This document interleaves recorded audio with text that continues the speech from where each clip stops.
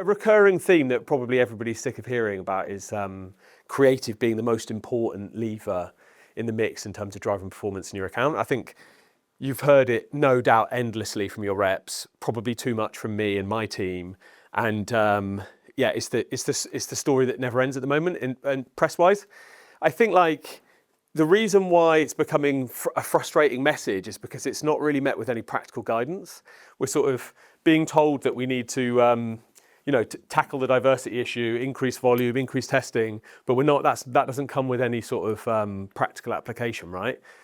And I think when you're buying creative, it becomes even more confusing because the amount of options on the table is absolutely colossal, and the cost base of those options is varies wildly, right? And I liken it to buying a car. So you can get yourself a lovely little run around, available in red, Nissan Micra. Couple of grand maybe down the Old Kent Road, AM, FM radio, probably no aircon. Or you can go to Mayfair, get yourself a little Ferrari, super fast. Also red, might even have Apple CarPlay. And I think when we think about ourselves in the car market, tenuous metaphor, stay with me,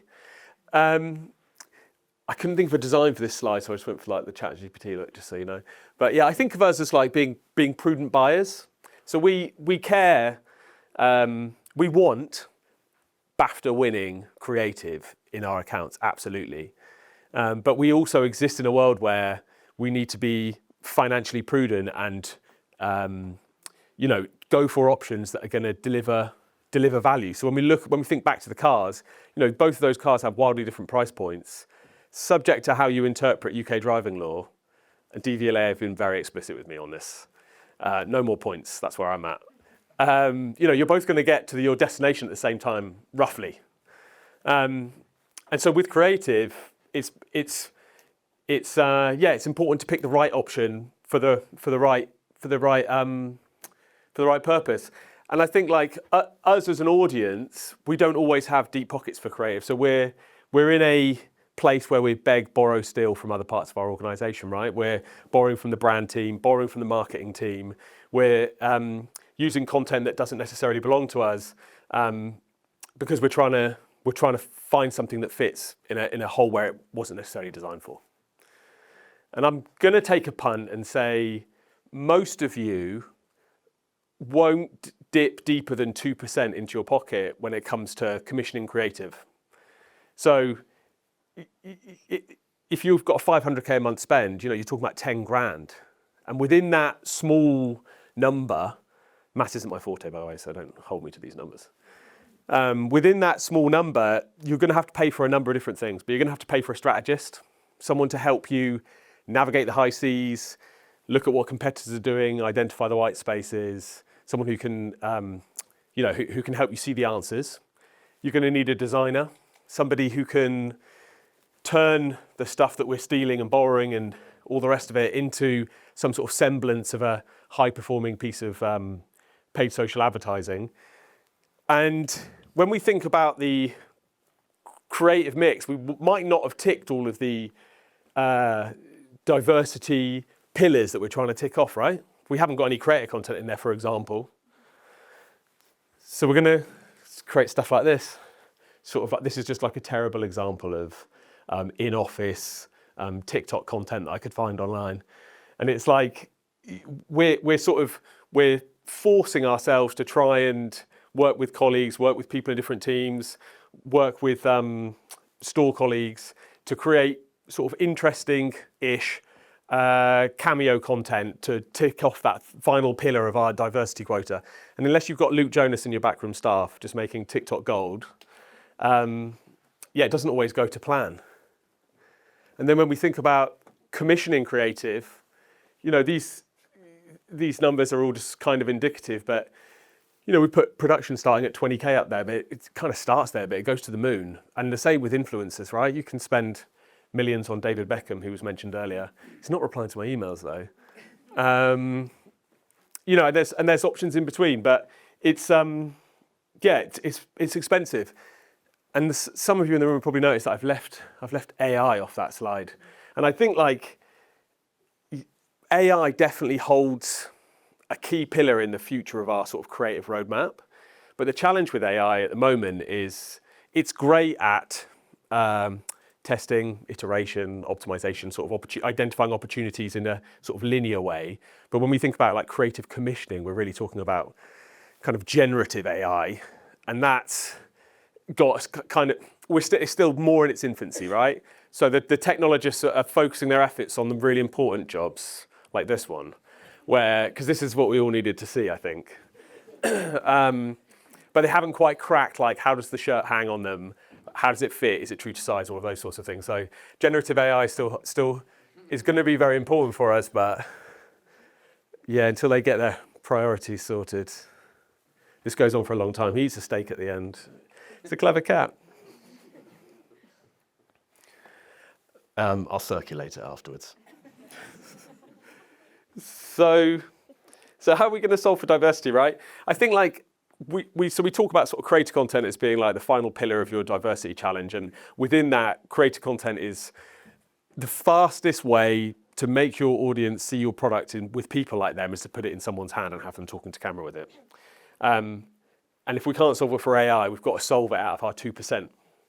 But as I mentioned, we've already spent some of our 2%. So we've got the strategist, we've got the designer on the assets. We've probably got 1%.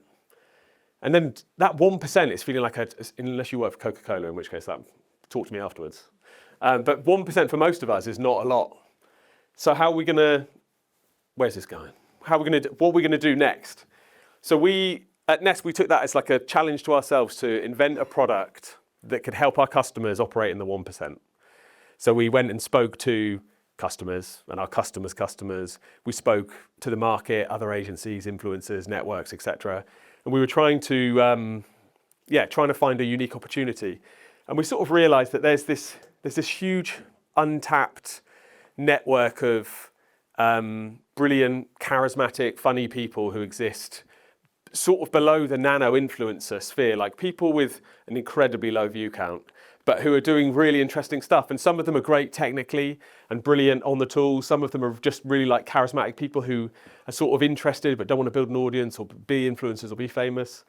And they're not the finished article by any stretch. So like most of these people, and I think this probably extends to influencers in general, or creators in general, aren't great at creating stuff for paid because they don't come from that world. They're thinking about their audience and how do we communicate this in a way that's going to resonate with the people that I talk to on a day-to-day. They care about, not upsetting upping the ranks. So therefore you're sort of telling your brand story in their voice, there's a lot to be said for that.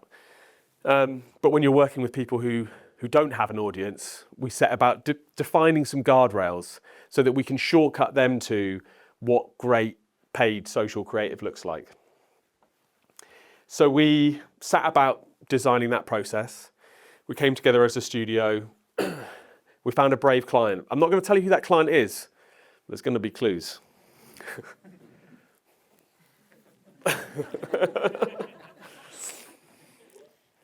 So we found a brave client, and the first thing we did was, as a strategy team, we got together, identified what we thought the top performing like hot topics are going to be for this brand. It's like where are the big opportunities, big ticket items that we should be focusing all our efforts into. We then we've got a designer on our team who has a master's in illustration. Very nice. So we set about initially just storyboarding these ideas out, thinking that would be enough to help articulate the idea so they could go direct to creator from storyboard to make the idea. Still a lot of ambiguity there. So we found a friend who had a horse, not my friend. And we went to her stable and we shot what we'd storyboarded. So we got to an even more explicit articulation of what we wanted. And then what we realized was from there, you can go straight into distributing this as a brief, as a concept to these people who are not experts. And you get back from them like a very, very close articulation of what we deem to be high performing like creator content as paid advertising. So we ran with it for a bit and we achieved 84% ROAS against all the other creator content in the Nest Index. So if you're not familiar with the Nest Index, it's a sort of like anonymized worldview of all of the work that we do. So compared to the other creator content that we're creating in our network, that other people are creating, sorry, we're outperforming by 84%. So we're pretty happy with that. Yeah, so we designed this product that can help people operate in the 1%. And I'm also selling a Nissan Micra, if anybody wants to buy a Nissan Micra. Thank you for coming to my TED Talk.